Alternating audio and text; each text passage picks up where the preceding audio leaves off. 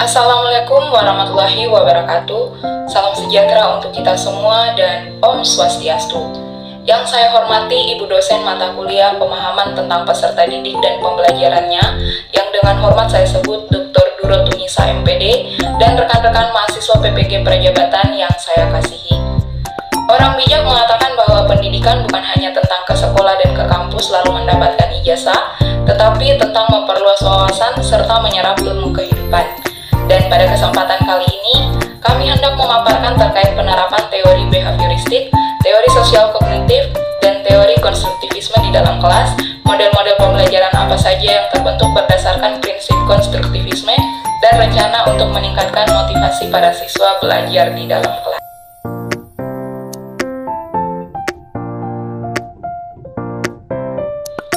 Penerapan teori behavioristik di kelas yaitu mengutamakan pembentukan perilaku siswa dengan memberikan umpan balik pada hasil kerja siswa yang bisa berupa pujian, persetujuan, pemahaman, atau motivasi. Misalnya, guru harus menyusun materi ajar secara lengkap dimulai dari materi sederhana sampai kompleks. 2. Guru lebih banyak memberikan contoh berupa instruksi selama mengajar. 3. Guru memberikan banyak latihan agar terbentuk perilaku atau pembiasaan seperti yang diinginkan. 4. Guru dituntut memiliki kemampuan memberikan penguatan kepada siswa. Adapun penerapan teori kognitif di dalam kelas yaitu, guru perlu fokus pada proses berpikir siswa dan memberikan strategi yang tepat berdasarkan fungsi kognitif mereka. Libatkan siswa dalam berbagai kegiatan seperti memberikan waktu bagi mereka untuk bertanya, kesempatan untuk membuat kesalahan dan memperbaikinya berdasarkan hipotesis yang mereka buat, serta merefleksi diri agar dapat membantu mereka dalam memahami proses mental siswa. Kemudian meminta siswa merefleksikan pengalaman mereka melalui pembuatan jurnal atau laporan harian tentang kegiatan apa saja yang mereka lakukan. Lalu mendorong diskusi berdasarkan apa yang diajarkan dengan meminta siswa menjelaskan materi pembelajaran di depan kelas dan untuk yang lainnya dapat mengajukan pertanyaan. Kemudian membantu siswa menemukan solusi baru untuk suatu masalah dan cara berpikir kritis, meminta siswa untuk memberikan penjelasan tentang ide atau pendapat mereka yang mereka miliki dan membantu mereka untuk bereksplorasi terkait ide-ide mereka. Yang selanjutnya meningkatkan pemahaman dan ingatan siswa melalui metode yang inovatif dalam menyampaikan materi. Adapun teori belajar konstruktivisme merupakan teori belajar yang memberikan kebebasan kepada peserta didik untuk lebih aktif belajar menemukan sendiri kompetensi dan juga pengetahuannya untuk mengembangkan kemampuan yang telah ada dalam dirinya dan kemudian diubah atau dimodifikasi oleh pendidik yang memfasilitasi dengan cara merancang berbagai macam tugas, pertanyaan, ataupun tindakan lain yang memancing rasa penasaran peserta didik untuk menyelesaikannya.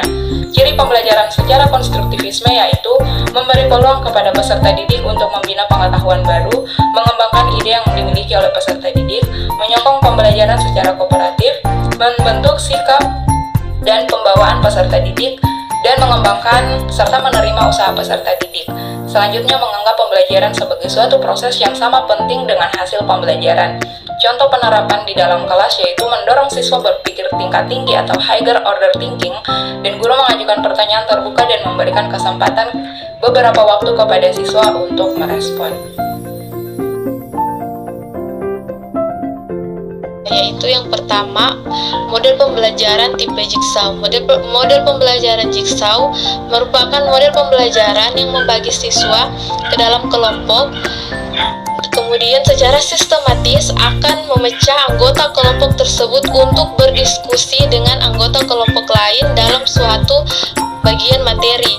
Setelah selesai berdiskusi, anggota kelompok ahli akan kembali ke kelompok asal untuk menyampaikan hasil diskusinya dengan kelompok ahli yang tadi. Langkah-langkah model pembelajaran Jigsaw yaitu langkah pertama, perkenalan strategi dan topik yang akan dipelajari. Yang kedua, membentuk kelompok kecil dan memberikan tugas yang berbeda-beda pada setiap siswa dalam kelompok. Yang ketiga, siswa yang bergabung dalam kelompok yang berbeda dengan tugas yang sama untuk berdiskusi dan bertukar pikiran sehingga membentuk kelompok ahli. Langkah selanjutnya, setelah selesai berdiskusi dengan kelompok ahli, kemudian siswa akan kembali ke kelompok asalnya untuk membagi hasil diskusi mereka dengan kelompok asal. Langkah selanjutnya, setiap kelompok yang selesai saling berbagi pengetahuan, masing-masing akan melakukan presentasi. Langkah selanjutnya, untuk mengukur tingkat capaian belajar, guru akan memberikan tugas individual dengan tema yang telah dipelajari. Langkah selanjutnya, hal yang perlu diperhatikan guru adalah jika menggunakan strategi model pembelajaran Jigsaw, guru harus menyiapkan sebuah panduan dan isi materi yang runtun serta cukup sehingga tujuan pembelajaran dapat tercapai. Pembelajaran inquiry. Model pembelajaran inquiry merupakan serangkaian kegiatan belajar yang melibatkan siswa secara maksimal. Seluruh kemampuan siswa untuk mencari, menyelidiki secara sistematis, kritis, logis, dan analitis, sehingga siswa dapat merumuskan sendiri penemuannya dengan penuh rasa percaya diri. Langkah-langkah model pembelajaran inquiry yaitu langkah pertama, peserta didik atau siswa mengajukan atau merumuskan sendiri pertanyaannya. Langkah kedua, menyelidiki suatu hal di dalam berbagai situasi. Yang ketiga, siswa melakukan analisis, memberikan deskripsi dalam menemukan hal-hal yang sudah diselidiki. Langkah keempat, mempresentasikan hasil temuan baik secara lisan dan tulisan. Langkah terakhir yaitu proses evaluasi. Siswa merefleksi tentang informasi dan pengetahuan yang diperoleh.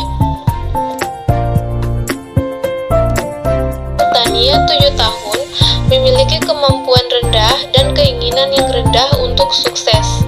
Apa rencana guru untuk meningkatkan motivasi dari Tania?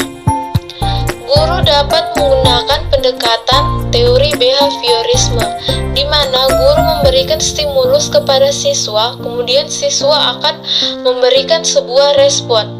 Guru menggunakan pendekatan tersebut dengan melihat bahwa Tania lebih mudah memahami dan menanggapi jika diberikan stimulus langsung oleh guru. Dan apabila Tania bisa melakukan respon dengan baik, maka kita akan memberi sebuah reward atau penghargaan untuknya. Dan untuk mendapatkan respon tersebut, guru perlu memberikan penguatan terhadapnya. Misalnya, jika Tania menjadi anak yang rajin, maka dia akan mendapatkan kehidupan yang baik nantinya. Setelah itu membuat tindak lanjut untuk meningkatkan keinginan sukses Tania. Ketika di luar lingkungan sekolah, melakukan pendekatan dengan menjadi teman mengobrol dan juga bermain, sehingga bisa memotivasi Tania untuk selalu semangat dan yakin dengan kemampuan yang Tania miliki, karena setiap anak memiliki kemampuan yang berbeda-beda. Kasus yang kedua yaitu Samuel yang berumur 10 tahun yang bekerja keras untuk menjaga harga dirinya pada tingkat tinggi, tetapi memiliki rasa takut akan gagal yang kuat. Apa yang guru harus lakukan untuk mengatasi hal tersebut, yaitu melakukan pendekatan sosial emosional terlebih dahulu. Kita tanyakan apa penyebab ia memiliki rasa takut akan gagal yang kuat, dapat juga memberikan pemahaman serta motivasi bahwa tiada kata gagal dalam belajar. Semua hasil yang kita terima adalah sebuah bentuk pembelajaran. Bisa juga menggunakan pendekatan teori belajar sosial kognitif kepada Samuel dengan memberikan salah satu contoh, yaitu Kolonel Sanders, sang pendiri KFC. Sebelum berjualan ayam goreng, Sanders pernah menjadi pemadam kebakaran, tukang tambal ban, sales asuransi, dan juga koki. Sebelum membuka usaha dan bisnis KFC, hingga bisa tersebar hampir di seluruh dunia. Sehingga bisa diambil kesimpulan bahwa seseorang terkadang harus berada di titik rendah tanpa memikirkan gengsi hingga bisa kembali bangkit dan sukses. Juga dalam bidang ilmiah, Thomas Alva Edison, sang penemu lampu pijar, ia mengalami 999 kali kegagalan dan pada percobaan yang ke-1000 dia baru berhasil, maka bisa diambil kesimpulan bahwa kegagalan bisa dijadikan sebagai pembelajaran dan motivasi agar bisa menjadi lebih baik dan jangan pernah takut untuk gagal terhadap sesuatu. Kasus yang ketiga yaitu anak bernama Sandra dengan umur 13 tahun yang tenang di kelas dan meremehkan keterampilan dirinya. Apa yang perlu guru lakukan? Melakukan pendekatan kepada Sandra, pendekatan ini dilakukan untuk mengetahui apa yang membuat Sandra tenang di kelas dan tidak aktif. Selain itu, kita bisa mencari tahu informasi kepada keluarga atau teman sedekatnya untuk mengetahui faktor penyebabnya. Maka, teori belajar yang bisa dipakai yaitu teori sosial kognitif. Karena Sandra merupakan anak yang tenang di kelas, sehingga dapat disimpulkan bahwa Sandra memiliki kemampuan sosial yang kurang, sehingga perlu dilakukan pendekatan berdasarkan keperluannya tersebut. Penerapan teori sosial kognitif yaitu dengan memberikan sebuah contoh dalam lingkungan sehari-hari.